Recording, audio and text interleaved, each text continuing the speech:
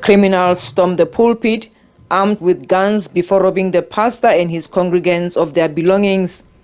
An act unheard of for criminals to desecrate what many deem as a sacred place.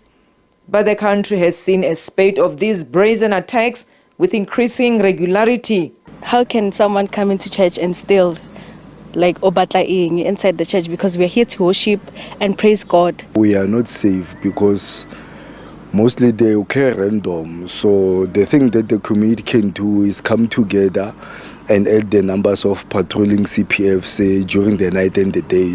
Recently, a pastor was killed whilst on the pulpit. And with criminals widening their nets, churches are now cancelling evening services. Many are also installing CCTV cameras and employing private security amid the rise in crime. Bring the warders to help churches. I mean, they're everywhere. They've got fast cars, they are compassionate, they are passionate. We see them. Night vigils, honor prayers. For us, the charismatic and the Pentecostal, these are very core to our faith. Freedom of Religion in South Africa, a non-profit legal organization, says government should roll up its sleeves. For the fact that the churches are preparing themselves and getting themselves in gear with what the criminals are wanting to do within the churches.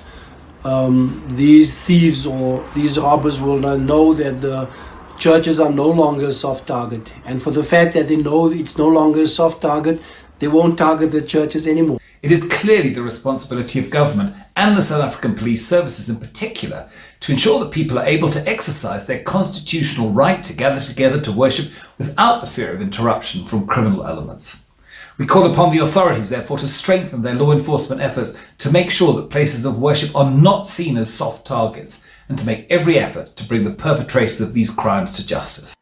Gauteng community safety officials have recently warned the public against criminals who see gatherings and churches as soft targets for theft and robbery.